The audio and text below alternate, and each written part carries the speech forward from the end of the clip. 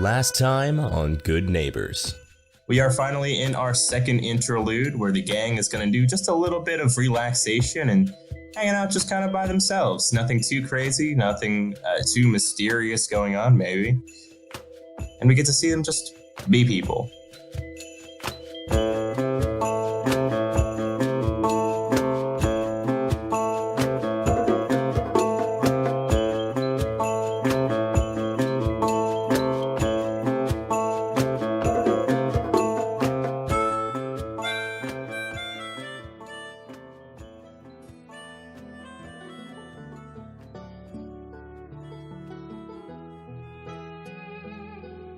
We return to Flint's storage shed. The next day, it's bright and early. The sun is shining over top. There are people here kind of milling about, getting stuff out of their things, getting ready for the weekend.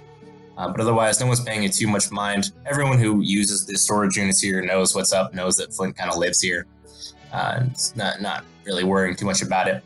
They do pay some attention to the fact that there is a car outside the shed, but otherwise aren't really all that interested.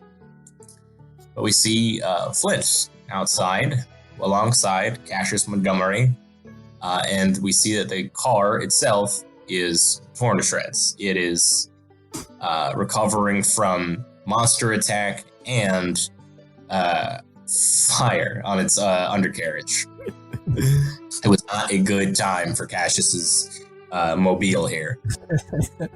As you're inspecting the damage, you can tell that Lee doesn't know a lot about cars, so we're going to make some stuff up. But yeah, it doesn't look very good. So, Alright, I feel like first step's gotta be putting the battery back, right? yeah, we might need to replace the battery. What do you mean replace the battery? I mean, I'm pretty sure we used all the juice in the old one.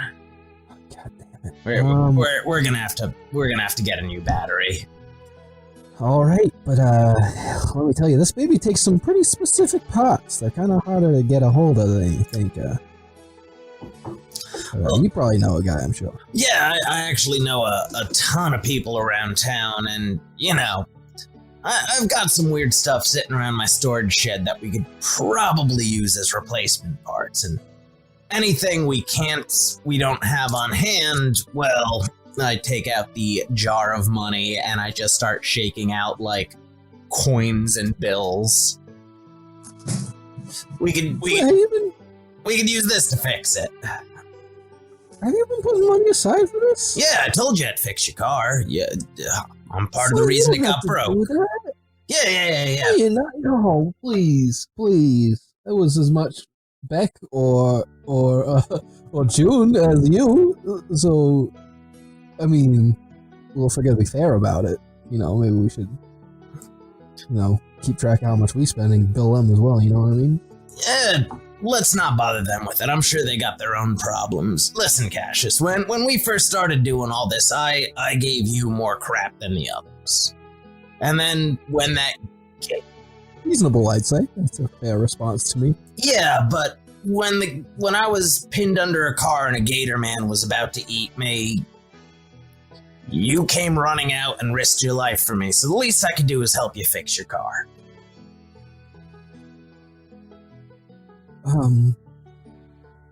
Nobody's ever really done that type of thing for me. I mean, are you sure? What are friends for? I guess so. And, if we really run out of funds, I do have one last backup. Do go on.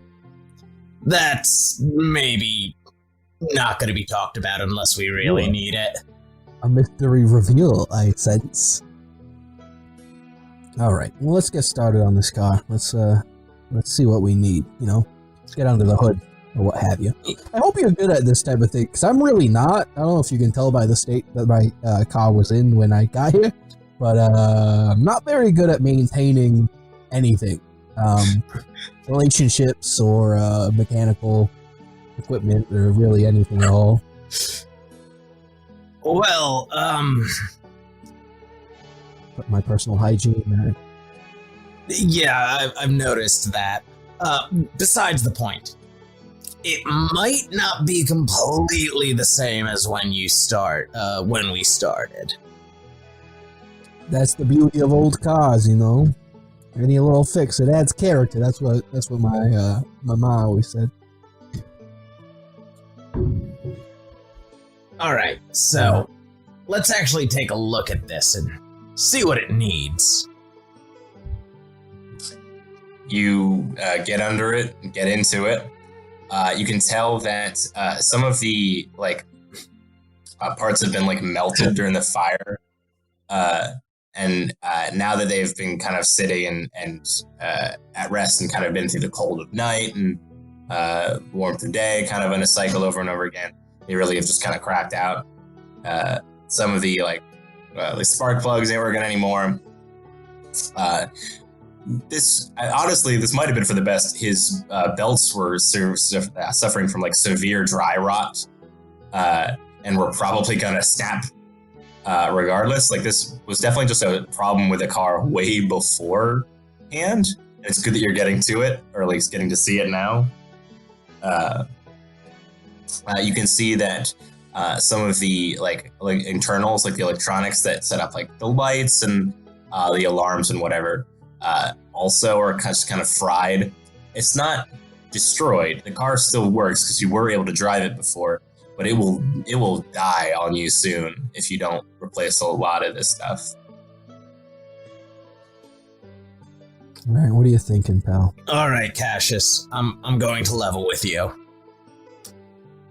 This car would have killed you within a month. Do you promise? That's not a promise. That's not a good thing. Before it depends on who's in the car at the time, if you know what I mean. Before the gator got to it, so many parts were falling apart that you would have just been driving one day and your brakes would have gone out at the same time as your engine starting to smoke, at the same time as your door locks getting stuck so you couldn't even get out. Joke's on you, that's why I don't have the roof up. I thought way ahead. I'm 2 steps ahead of you, Flint. Can't get trapped in your car if your car doesn't have a roof. It does make sleeping in it a little bit harder, though, I will say that. Do you need a place to sleep? Not anymore. Oh, okay. But what do you think's the first step? Let's Hey, real quick cut. When it rains, does Cascius just let his car fill up with water? More or less. I mean, it's I think he has a set of small tarps that he has in the bag that he just sort of lays out over it, and if he has to sleep in the car, then he just sets up the tarps over him. And it's a good little multi-purpose tool that he has. And on top of everything out, there's an outrageous amount of black mold growing between each of your seat cushions. It's character. It's character. But we can get rid of it. Fine. If you don't want the black mold, that's fine. We don't need the black mold. We can get rid of it. We don't want the black mold. I guess. All right. Let's get to work. All right. We're actually probably going to need a little bit more than just a wrench and a hammer to fix this. We're probably going to need to throw together a bit of a makeshift workshop. All right. Well, you tell me what to do. I'll do it. Yeah. I don't know much about this stuff, but you lead the way.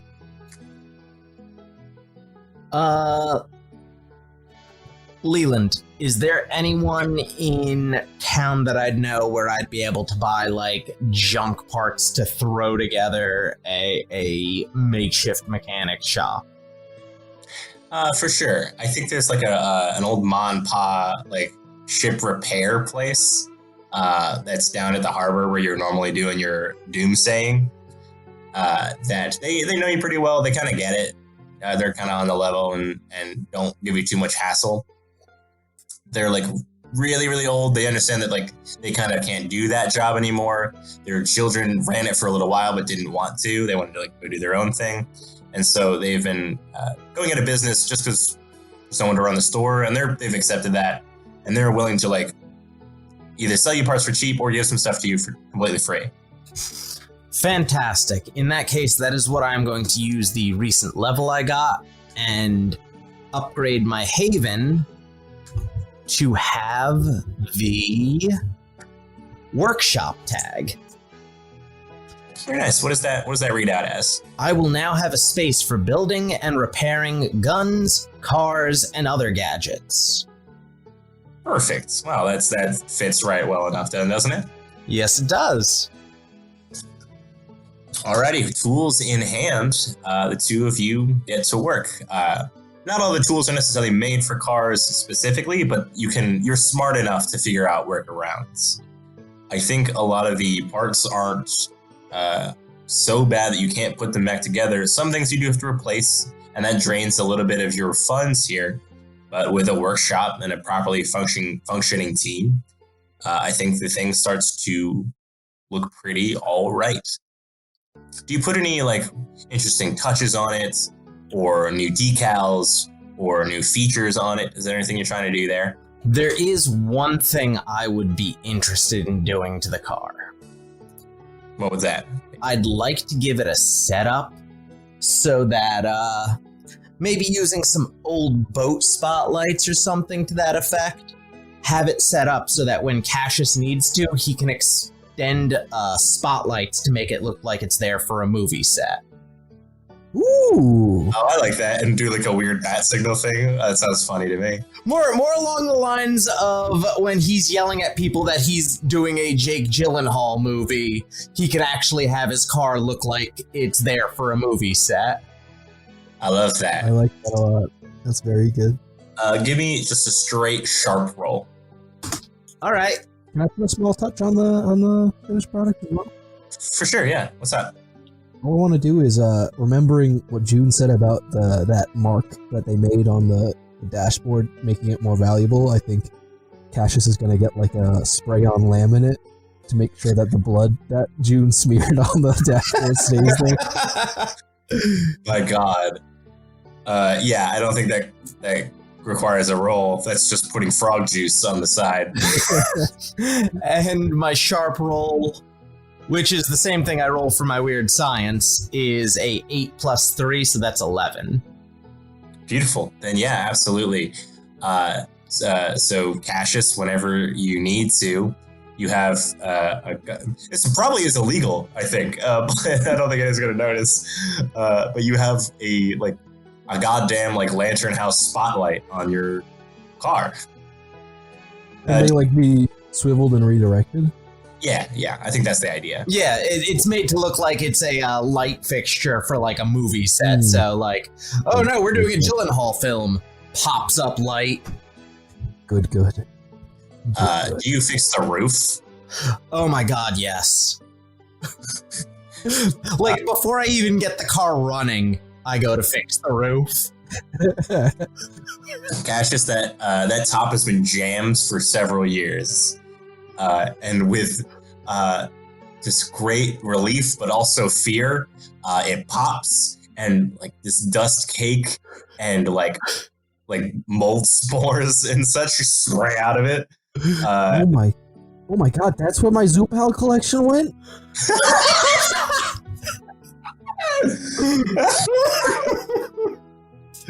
Cascius. I've been looking for that for so long. Thank you, Flint. Thank you. You've put my mind at ease in more than one way. Not a problem. Not a problem at all. Just, I'm probably gonna need rides from time to time. Hey, whatever. I am here for you. I could repay you in, like, other ways, too. Is there anyone in town that you hate? I could spend time with them.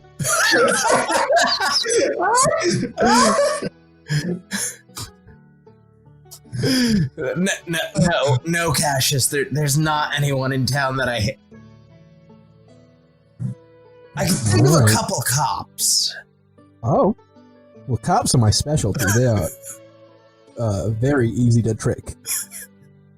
You just tell me where, and I will humiliate them entirely. You know what? Next time I'm doomsaying down by the docks, how about you make a scene? And I reach for my flask and hand it to you. I think Gash is gonna take the flask and put like a very genuine hand on Flint's shoulder and go, "That sounds nice." The sun sets with this like golden light on you two as the camera pans up as two genuine friends sit next to each other, and we will cause problems for other people later.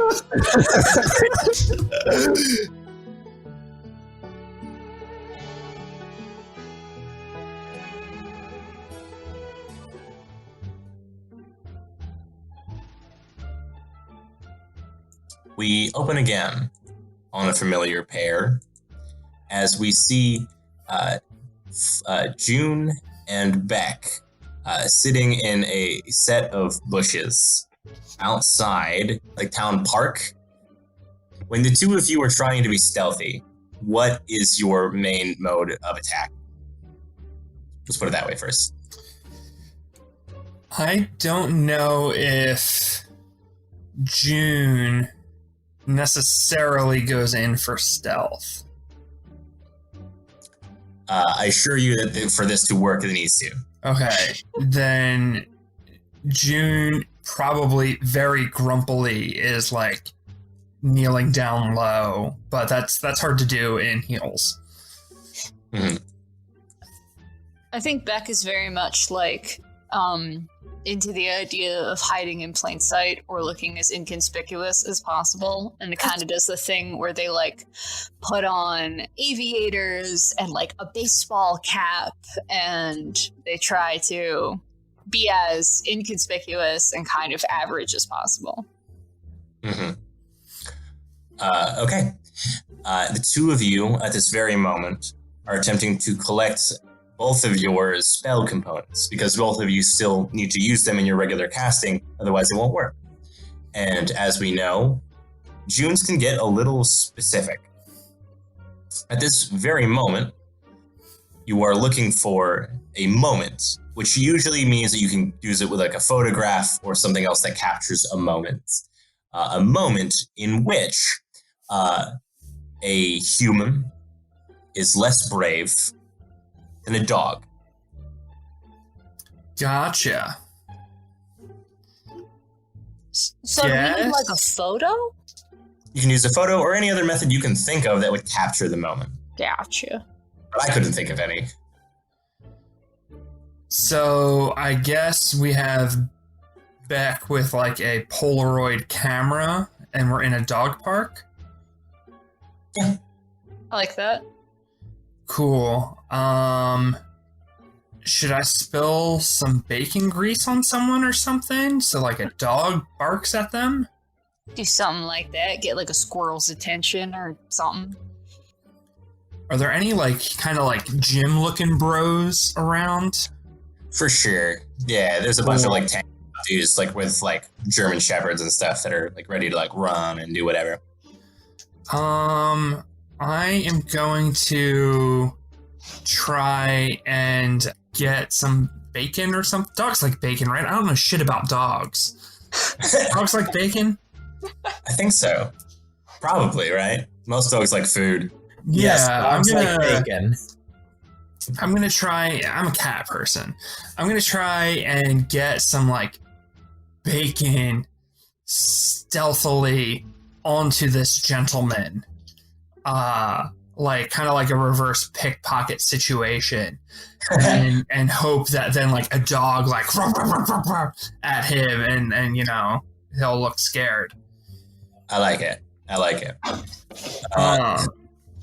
You can go ahead and say that the two of you probably talked about this beforehand, so you can just say that you have the bacon on you. Yeah. Roll me an act under pressure to like sneak it in there, unless you're going for an in plain sight. I talk to you and like get I think still act under pressure.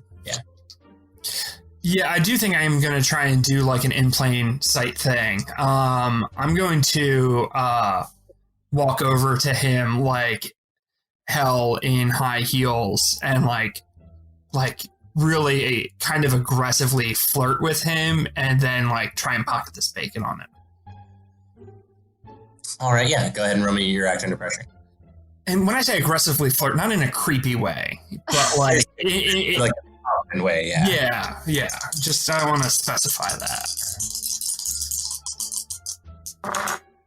There we go. We can take that. That is a 9. I've been rolling a lot of 9s tonight. I see that. Beck, do you want to provide a help out at all? Bring us up into the next tier? Yeah, sure. Help me out, Beck. What are you doing? I think that Beck, first of all, I think they got the bacon because Beck got like a bacon, egg, and cheese and is now eating this very sad egg and cheese and strikes up, no, maybe not, no, that strikes up a conversation because you're already flirting with him. But maybe while you're flirting with the person, Beck is planting the bacon. Okay. Then go ahead and give me your help out roll. That was a 9. A 9. Okay, your help grants them +1 to the roll, but you also expose yourself to trouble or danger. So, June, that brings you up to a 10. You do what you set out to do. As you are chit-chatting with this dude, he seems pretty, confident into it. He's let his dog run around because it's like a fenced-off park, so he doesn't have to worry about it running away or anything. And as the two of you are chatting, Beck, where do you put the bacon?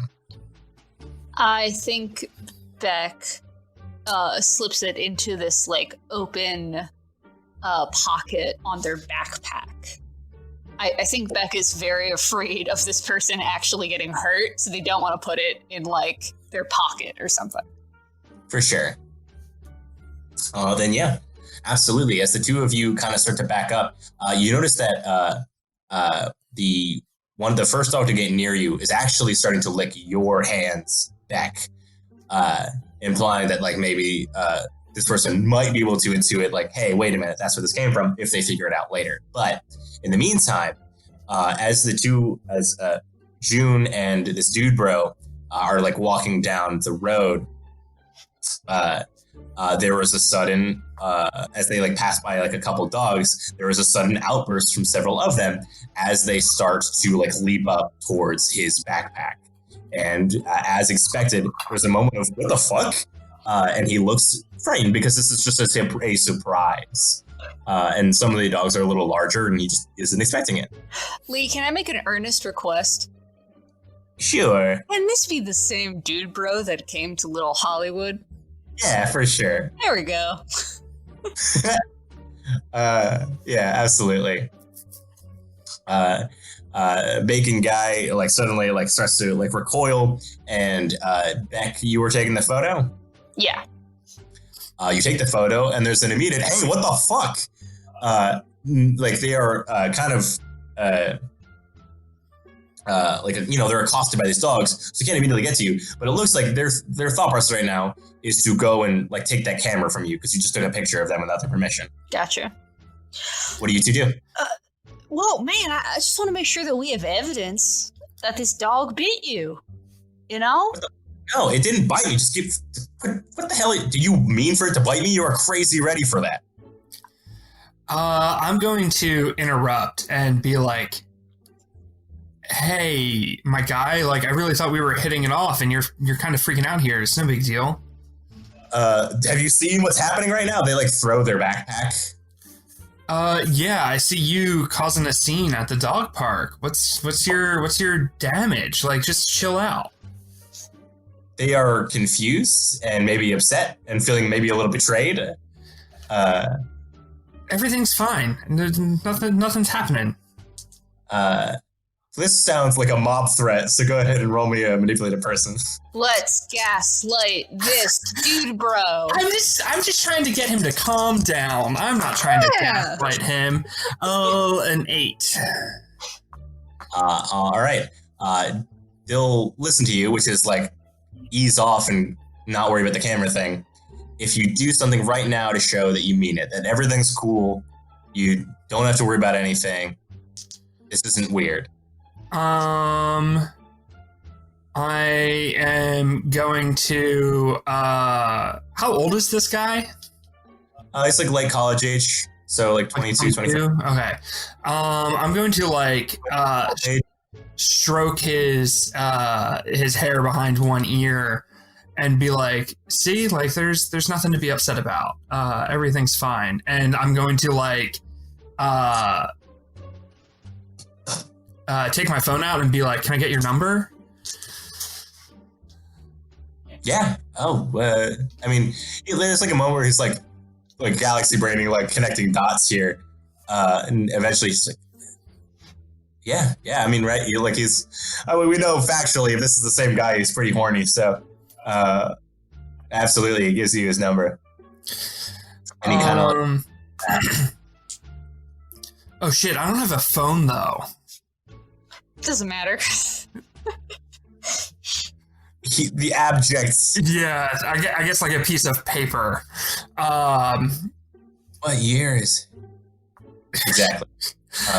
After I get his number, I'm going to start immediately just walking away, and like I think link arms with Beck and like just keep walking away with Beck.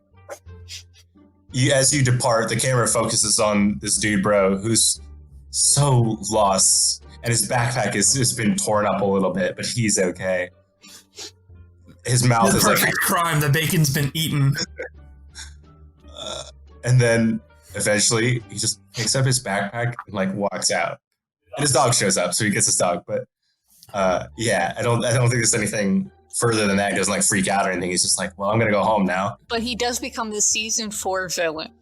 He does become season 4 villain. I trash the number as soon as I walk by a trash can. June doesn't litter. Very nice. I will do a lot of crime, but I will not litter. Bad bitches don't litter. So Beck, what about you? Do you need any components? Yeah, but I figured we could just swing by like the Dollar Tree or. Oh, that's no fun. I know an arcade. Counter. Yeah, fuck with the prize counter at an arcade. I'm good for that. Your supplies usually aren't that dramatic, is the thing. When you need healing, it's usually something that is appropriate to that. Every now and again, you might need a series of supplies that are like a little bit more high-end or a little bit more spiritually valuable. The only thing that is on your list that isn't just like copper wire or like toothpaste is a prize won in battle. And that can really be anything. It's meant to be some sort of conquest, but it should relate to battle itself. So in the olden days of the Bulwark, this is like, I won your sword in combat, and now I wield it, and it does magic for me. Something like that. Mm-hmm. June, do you play DDR? God damn it. I have. Would you like to lose a game of DDR for the greater good? I mean, if you think I'm going down that easy, sure. Well, then game on. All right. Transition cut to like the David Busters. Yes, the good old Dan and Boosters. Boosters. Yes, my favorite arcade and beer place. Absolutely. We immediately cut the two of you going hardcore. Now, is this the classic DDR where it's for some reason some like really high speed, high pitched anime song, or are you dancing to some like I don't know, like Rockabilly Blues or something like that? I feel like it has to be some sort of terrible remixed J-pop song, personally. Yeah, I think both of our aesthetics make the high-pitched anime song like even funnier. Yeah. Very nice. We see Beck Tui in a hoodie and aviators, speed stepping with some great kung fu grace, and June still in heels, I assume. Oh yeah. Somehow. Very, very nice. And I think what I'm going to have here is that each one of you makes an act under pressure roll. The higher one wins. This seems like the most reasonable thing here. Okay. Can I cheat? Yes, please. Can I do something outside human limitations to be really good at DDR? Absolutely. Dope. Or you can try at least. What casting component do I want to use? All of these are just not conducive to a Dave and Buster's. Yeah, because they're all like, Weird. holy water from the Vatican and bat blood. I don't think I'm gonna cheat. I don't think I can do any of these without drawing so much attention. All right, I'm not gonna cheat. June thinks about it and is like, you know what? Maybe I'll play it straight. Yeah, that's kind of the major risk you run into. God, I want to see this DDR duel so bad in live action. Oh my god. Yeah. Josh, I'll find some DDR music later to clip in. Yeah, can I use Bottle It Up for... You can. Can you rebottle it up for me, real quick? Yeah, give me 1 second so I can get the exact language. This is a lot of internal effort on each of your parts to win a game of DDR. It says, if you want, you can take up to +3 bonus when you act under pressure. For each +1 you use, the keeper holds 1. That hold can be spent later, 1 for 1, to give you -1 on any move except act under pressure. I love that. Because this isn't important at all, I'm gonna just get myself Use 3. I got you. Oh, come on. Fine. Yeah, okay. Oh, that's a 7. Total? Yep, I'm not cool. Someone maybe should have put a +3 in there. And June, what'd you get? I got an 8. Ooh. Oh, what a nail biter. Had you used all 3, you would have won. It's not worth it. Are you sure? All right. Sure. Well, anyways, you know that you can see like the stress on Beck's face. It's like their mind awakens, their eyes widen, and we see a little bit of like red lines appear on the corners of their eyes as they like hold their breath and just power through a moment of weakness. But June, I think, can fucking dance, so I don't know if that matters. Air hockey?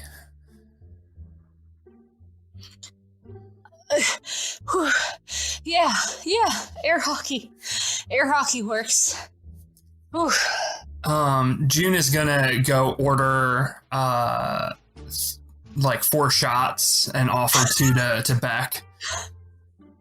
I usually just get the frosé, but sure. L'chaim, and June will do a shot and rack up this air hockey table. Beck struggles through the shot. Yeah, you do so. It sucks. This isn't your type. Nope. And you rack up air hockey. What's the air hockey role, Lee? I'm thinking that now. Is it kick some ass or is it actually? I'm in a debate between kick some ass and act under pressure again. And you're not really trying to hurt anybody. There's no harm rating, so I think it still is act under pressure. Okay.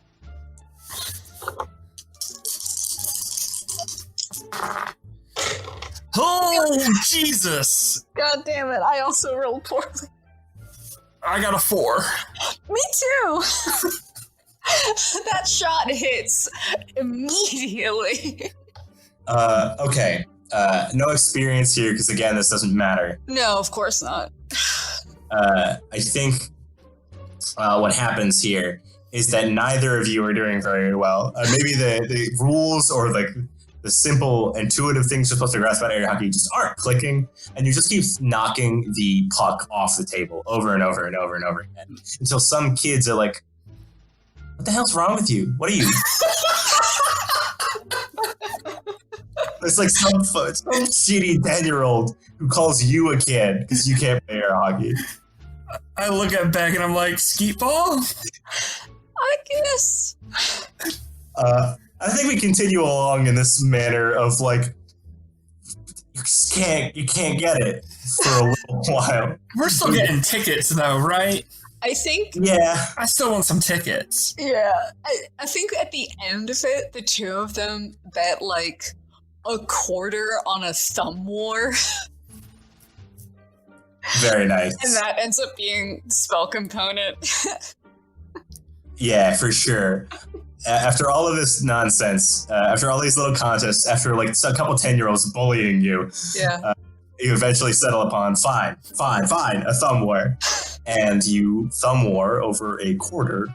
And when you finally win and get it in your hands, it begins to hum like a quartz stone in a clock. Finally. And I put it in my lunchbox. The two of you have like a long day of play where you try to get your necessary magic components in ways that are fun and not chore like, and probably healthier than just sitting there like Chuck Hayes often used to have you do, like set up 100 matches on a chessboard and make them perfectly balanced between each other. And that the idea that there is some value to a more spiritual approach to magic than a mechanical one, I think is setting in a little. Nice. And what do you two get up to for the rest of the day? Do you break there and just say, all right, I got it, I'm done hanging out with you? Or what's up? Obviously, closer here, so you don't have to like do a big what have you. But do you want to get some wings or something, or? I could eat. Yeah, I know I tortured you with the shots, so I won't do that anymore. It tastes like fire. Yeah, that's the point. It's you gotta hate yourself a little bit to enjoy it. No, I don't wanna. I mean, that's fair. That's probably healthier. Why can't it taste like fruit juice and not like fire and nails? I'll let you pick the next drinks. Okay, and we get like fruity, like alcoholic slushies. very nice. They are sweet and also too sweets, and after maybe a couple sips can make someone sick to their stomach. But you power through, and you generally just try to have like a pretty decent day afterwards, and that's nice. I think towards the sort of end of the day, you each get contacted in whatever manner. I think Cascius gets a call, and Beck gets a call coincidentally because two of you don't have phones. And Dr. Garcia has invited you over for a proper dinner that isn't spaghetti. You can choose not to go if you want. But he's genuinely just trying to be like, hey, you probably saved my life. And in turn, we should probably get to know each other, that sort of thing. And he is offering to have you guys over, and he'll open, a bottle of like decades-old wine, and you can relax and sit by the fire and get to know each other. Are you planning on going to this shindig? Yeah, I mean, I feel kind of weird not going. It's an invitation, and if I'm being completely honest, he's probably gonna have some like really good rich people food. So, what do we wear to something like this? Oh shit! I didn't even think about that. Oh boy, do we gotta dress up for dinner? Is it a dinner party? What? Is it a dinner party or is it dinner? I think is the question. If it's just dinner, then no. But if it's a dinner party, then yes. It doesn't say party, so if it's more than like 4 people, I think it's a dinner party, right? Okay. Are those the rules? You know that he maybe didn't say that you have to dress up, and he doesn't put a lot of onus on people to do that, but you know that he will, because he is congenitally incapable of not dressing well for whatever function he's at. We get suit jackets We put them in a duffel bag. We park around the side. We bring a pair of binoculars and we watch the other people go in. Depending on what they wear, we change into the appropriate dress wear for the party. I have a blazer at my apartment that might fit. Great. Do you have a blazer? Yeah. I got one somewhere. All right, then yeah, we get like backup fancy clothes just to be safe. Very nice. And Cascius and Flint, do you two plan to go? Hey, Cascius, my shirt's kind of dirty, so I'm just gonna wear my tank top. Yeah, it's probably cool. I'm just gonna wear whatever is the least dirty in my car. Yeah, that works. We should probably take an Uber though. I've had a few swigs. Yeah, I think I still got about $25 left in the jar. That should probably get us there. That's good. Let's. Do you think it's a problem if we're tipsy when we go? Nah, I think it's fine. Is everyone He gonna probably show wants up to this dinner like buzzed? He probably wants us like this, right? Yeah. Very nice. Everyone arrives roughly around the same time. I think as you kind of get out of your cars or Ubers or whatever or streetcars, however you arrive, to see each other. I think you're in whatever state of dress you're in, which is not terribly well yet. Though the door opens from down the driveway, and we see that Dr. Garcia is wearing like one of those old-timey house coats, like the red silk, like a robe-looking over nice pants and suit and stuff. And he has like a corncob pipe and is wearing like his old reading glasses. He looks like refined and maybe like kind of good. He's like a 55, 60-year-old man, but like right now he looks pretty cool. And he, welcomes you inside. And he doesn't have other guests here, so whatever dress you want to wear is fine, but he radically will outdress you. What is the last sort of things that four of you say to each other before you head inside and enjoy a nice fancy dinner with fancy wine and rich people talk with Dr. Emmett Garcia Chalamet? Oh, look, it's those other people. I like Wait, those look, people. it's those other people. Sorry. We're- Hey boys, what have y'all been up to? we fixed his car and then got drunk. He gave me spotlights. Yeah, Guys, there's like 4 forks on that table. I don't think I can do this. remember that game we played earlier with the alligator that like comes out of the hole and you got to hit with the hammer? Yeah. Just like picture that and just like rapidly pick a fork.